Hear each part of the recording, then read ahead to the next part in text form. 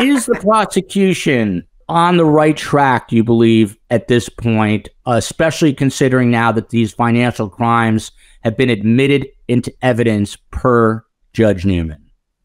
So to answer the initial question, no, I don't think they're on the right track. Jack is a very good friend of mine. I've known him for years. We call each other cell phones all the time. And it's frustrating as criminal defense attorneys to watch the state, the prosecution, kind of bumble through all of this. And I think Amy and I were talking about this earlier today. Instead of like realizing where the defense is going and how they can use that to their advantage, but they're just keeping on that headline with the financial crimes. And I'm not saying that the financial crimes aren't a part of it, but to make that the motive is just, they don't need a motive. And I know juries want one, but I think that the defense is hanging their hat on what the prosecution is trying to do, like trying to make this round peg fit into this very square hole, you know, and they don't care about the consequences. So it's incredibly frustrating, especially because I want him to be convicted because I'm tired of him blaming my guy. Well, and your guy is Curtis Smith, otherwise known as Cousin Eddie. We'll get to him in a little while. You are representing one of the key figures in this entire saga. But Jack Swerling is no joke. I mean, he's been a criminal defense attorney since 1973, tried many big cases. He was a former partner of Dick Harpootlian. People were emailing me and saying, oh, he's biased. He's a defense attorney. But he's also a realist, I think. And there is a thirst, like you just said.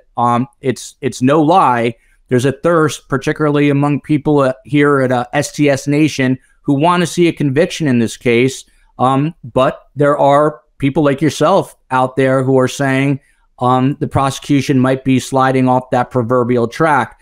Lonnie, you're a first-timer on the show. Very nice to have you. I love the red suit. One of the things that Danny Cevallos, who's an NBC and MSNBC analyst and also a criminal defense attorney in his own right, he talked about prosecutorial overkill and worried about admitting this financial evidence because of that, saying it might overwhelm the jury and you don't really need this motive per se, which is what Amy was just saying. What is your take on all this? Is the financial evidence critical to winning the case, or is it going to kill the case because, as Danny says, it's overkill? So when I'm watching a trial, and I love to watch trials like this, I love to feel like I'm in the courtroom and I watch every minute of it. And I don't miss a second of it. I'm constantly looking at what would I be doing at this point as a prosecutor? And I agree 100% with Amy. I think that a lot of what the prosecution's doing, they're following their little checklist. They're not watching the big picture. They're not seeing the theories that are being thrown out by the defense here and there all the time, just dropping them right there in front of the jury, and they're not picking them up. And they're also not even listening to their own witnesses in the response, because sometimes they say something so good. When Miss Shelley was on the stand and she said, he told me to say 30 to 40 minutes, I was so upset. I called my brother, who's a police chief. Why? Why did you call him? Well, we never got, that was such emotional, powerful testimony. We missed it. As far as the financial crimes, yes, I think that it is good evidence to show context, not motive. I think when you hold it up and say, this is motive evidence, everybody's like, great, this is going to tell us why he did it. This doesn't tell us why he did it. Motive would be, he had an insurance policy, right? Because we all understand from Dateline and everything else, and everybody's asking us, did he have insurance policy? If he did, boom, motive.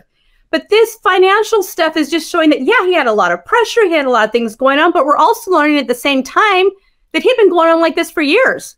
And he always thought at some point he'd get caught, but he was still going on. And why now would he explode by horrifically murdering his wife and son? That doesn't make sense.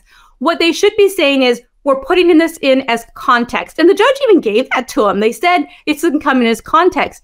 And every time they get close to something that would show a financial benefit, which is what they need for motive here if they want to do motive, what did killing these two people translate into financial benefit for him? That would be motive that the jury could understand. They got close to it. They started talking about Maggie's inheritance or, you know, property that she owned. Okay, killing them, that might have got him a financial benefit. Or we got something from Mark Tinsley, who said, I was going for what, $10 million or whatever. But as soon as he became the victim of a vigilante, jury trial off the table. I was going to settle for whatever I could get. Okay, that's a huge financial benefit to him. That kind of thing is what the jury can understand as motive in this case. Right now, all this financial crimes that went on forever and ever and ever, one, it's really only context, and two, that defense team is just sitting back and racking up on the clock how many times, how many hours go by wasting, because the closing argument, they're going to say, we spent more time on the financial crimes than how these murders were committed. So what do you think they're really trying him here for? They're trying him on the financial crimes. You don't have enough evidence on the murder. And that's all going to go, towards the defense argument.